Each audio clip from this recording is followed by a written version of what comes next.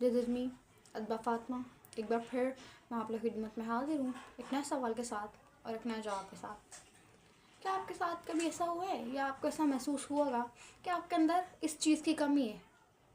कभी आपने ऐसा फील किया होगा कि जो काम दूसरे कर सकते हैं वो आप नहीं कर सकते, या तो फिर जब भी कोई आप नया काम शुरू करते हैं तो आपको ऐसा फील होता है, आपको ऐसा महसूस होता है कि अगर मैं ये नहीं काम कर पाया तो ये काम मेरे बस की बात नहीं है।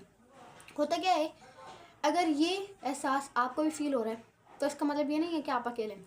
ये एहसास हज़ारों लोगों के दिमाग में आता है और जिसे हम सेल्फ डिबेट कहते हैं। क्या आपको पता है सेल्फ डिबेट क्या होता है? बेसिकली सेल्फ डिबेट का मतलब होता है खुद के ऊपर शक करना, खुद की सलाहियतों के ऊपर शक करना। ये सेल्फ डिबेट कहलाता है।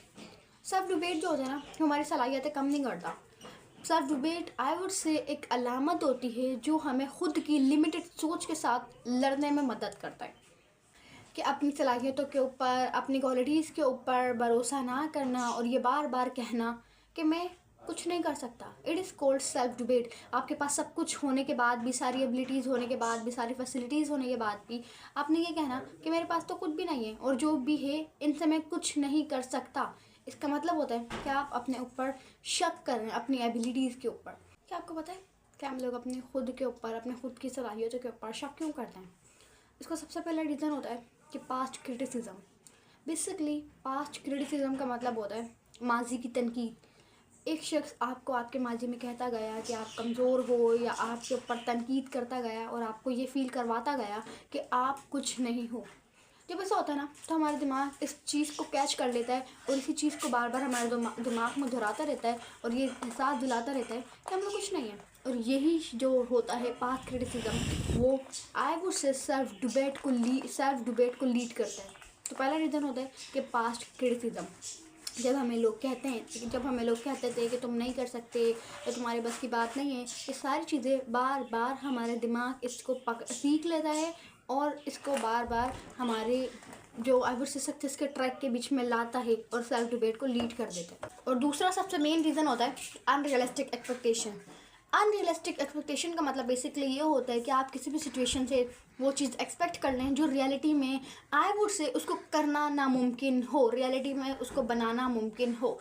क्या आपको पता है कि unrealistic expectations I would say self debate को किस तरीके से क्रिएट करता है?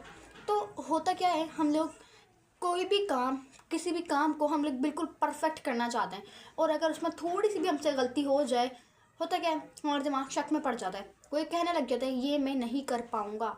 और जब आपकी एक्सपेक्टेशंस रियलिटी से बिल्कुल ही हट कर हों, तब छोटे से छोटा आपको आई वुड से जो होती है ना मिस्टेक्स, वो आपकी सलाहियतों को सवाल समझने लग जाती हैं। तीसरा और लास्ट रीज़न इसका होता है जजमेंट। बेसिकली होता क्या है, हम लोग अक्सर कोई भी काम, अपने कोई भी ख्वाब इस वजह से छोड़ देते हैं कि लोग हमें जज करेंगे। इसकी वजह से जो सेल्फ डिबेट है वो हमारे अंदर पैदा हो जाती है। अक्सर लोग हमें जज करते हैं, वो हमें कह रहे होते हैं कि तुमने सही नहीं किया या तुम्हें ये इस तरीके से नहीं करना चाहिए था, तुम्हें उस तरीके से करना चाहिए था। होता क्या है, फिर हम लोग उनके जजमेंट को अपनी आइडेंटिटी बना लेते हैं और फिर डिबेट हमारे अंदर Aahista Aahista I would say बनना स्टार्ट हो जाता है, क्रिएट होना स्टार्ट हो जाता है। तो बेसिकली ये था सेल्फ डिबेट और ये थे सेल्फ डिबेट के कुछ रीज़न। तो उम्मीद करती हूँ आपको आज की वीडियो पसंद आएगी। अगर पसंद आना चैनल को लाइक करें, कमेंट करें, शेयर करें, सब्सक्राइब करें। अल्लाह हाफिज़।